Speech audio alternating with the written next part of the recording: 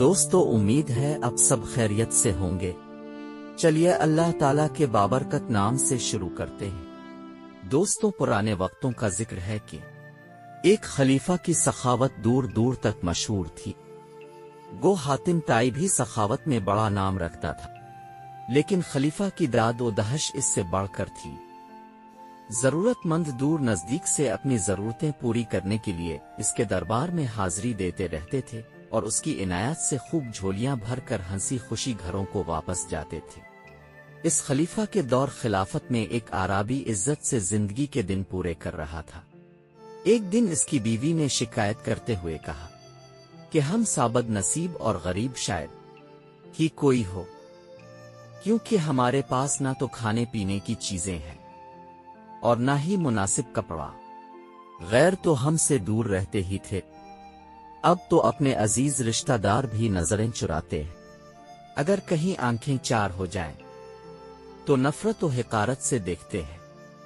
نہ معلوم ہماری یہ غریبی کب دور ہوگی۔ اعرابی نے اپنی بیوی کو تسلی دیتے ہوئے کہا، نیک بخت کافی سے زیادہ زندگی گزر گئی ہے، جو تھوڑی بہت باقی ہے وہ بھی گزر جائے گی۔ قناعت بہت بڑی چیز ہے، تو کیوں حرص و حوث میں اپنے آپ کو جتلا کرتی ہے۔ خاوند کی باتیں سن کر بیوی جھلا اٹھی اور خاوند سے کہنے لگی، پتہ نہیں تیری عزت کو کیا ہوا، تو بے عزتی اور مفلسی کی زندگی کو قناعت کا نام دیتا ہے۔ محنت مزدوری کر کے اپنی آمدنی بڑھانے کی ترکیب نہیں سوچتا، الٹا قناعت کی رٹ لگاتا ہے۔ اعرابی کو بھی غصہ آ گیا۔ اس نے اپنی اہلیہ کو کھری کھری سنانا شروع کر دی، ساتھ یہ دھمکی بھی دی کہ اگر اس نے اپنے رویہ میں تبدیلی پیدا نہ کی تو وہ خود گھر چھوڑ کر کہیں چلا جائے گا۔ اب تو اس کی بیوی گھبرا گئی اور اپنے خاوند کی منت سماجت کرنے لگ گئی۔ اعرابی نے اپنا غصہ تھوک دیا اور بیوی سے کہا کہ اب تم ہی کوئی ترکیب سوچو کہ ہماری غربت دور ہو۔ اعرابی کی بیوی بولی کہ آج کل خلیفہ بغداد کی سخاوت کے چرچے دور دور تک پھیلے ہوئے ہیں، اگر تم بھی خلیفہ سے جا کر مل لو تو مجھے یقین ہے کہ ہماری غربت دور ہو جائے گی۔ غریب اعرابی نے کہا کہ مجھ جیسا غریب اور نادار شخص خلافت میں کس طرح بازیابی حاصل کر سکتا ہے؟ خلیفہ کے دربار میں کیا تحفہ لے کر جاؤں؟ بیوی نے ایک مشکیزہ پانی کا بھر رکھا تھا، کہنے لگی، یہی پانی کا مشکیزہ تحفہ کے طور پر لے جاؤ۔ جب دربار خلافت میں پہنچنا تو عرض کرنا کہ جس بیابان و صحرا سے میں آیا ہوں وہاں اس میٹھے پانی سے بڑھ کر کوئی ایسی چیز دستیاب نہیں تھی جو میں آپ کے حضور پیش کرتا۔ اعرابی کی سمجھ میں بیوی کی بات آ گئی اور وہ دربار خلافت میں حاضری دینے پر رضامند ہو گیا۔ وہ پانی کا مشکیزہ اٹھا کر بغداد کے سفر پر روانہ ہو گیا۔ جب وہ گھر سے چلا گیا تو اس کی عقلمند بیوی نے خدا کے حضور دعائیں مانگنا شروع کر دیں۔ اللہ پاک نے اس کی دعاؤں کو شرف قبولیت بخشا۔ اعرابی جب بغداد پہنچا تو اس نے جدھر دیکھا حاجت مند ہی دکھائی دیے اور جھولیاں بھر بھر کر واپس اپنے گھروں کو جا رہے تھے۔ وہ شاہی محل کے دروازے پر جا پہنچا۔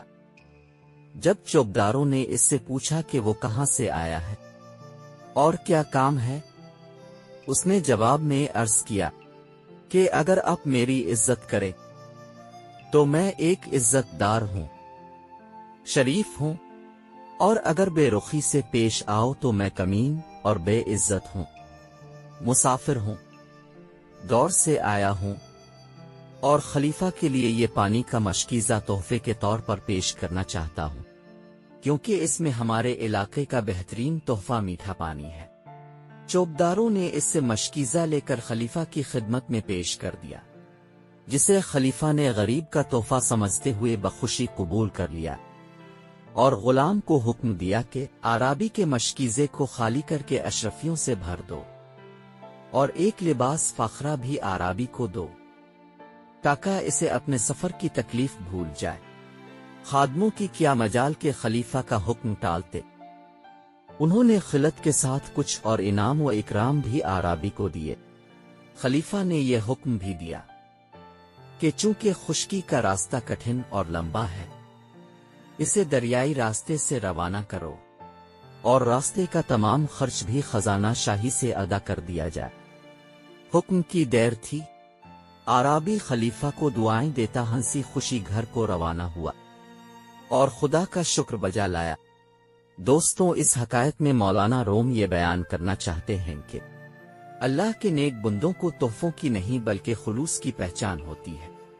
خلیفہ نے اعرابی کے تحفے کو اس لیے اہمیت دی کہ ریگستان میں پانی بہت بڑی نعمت ہوتا ہے، اور وہ بھی میٹھا پانی، جبکہ شہروں میں پانی کی بہت زیادہ ناقدری کی جاتی ہے۔ اللہ پاک بھی انسان کی نیت دیکھ لیتا ہے، اسے سینکڑوں نوافل و ہزاروں کے صدقہ و خیرات سے غرض نہیں ہوتی، جبکہ آج کل یہ رواج ہے کہ جب بھی راہ خدا کوئی کام کرنا ہو تو پہلے اس کی خوب تشہیر کی جاتی ہے۔ اگر کسی نے ادائیگی زکوٰۃ کرنا ہو تو وہ بھی پہلے اخبارات کے ذریعے مساجد میں اعلان کرواتا ہے کہ فلاں رئیس فلاں دن زے کو تقسیم کریں گے۔ اس دن اخبارات کے فوٹوگرافر اس کی سخاوت کے ثبوت میں اس کی تصاویر اپنے اخبارات میں شائع کرتے ہیں، جس کا کوئی فائدہ نہیں۔ اسی کے ساتھ ہماری آج کی ویڈیو کا اختتام ہوتا ہے۔ انشاءاللہ ملتے ہیں اگلی ویڈیو میں۔ اگر آپ کو ویڈیو پسند آئی تو سبسکرائب ضرور کیجیے گا۔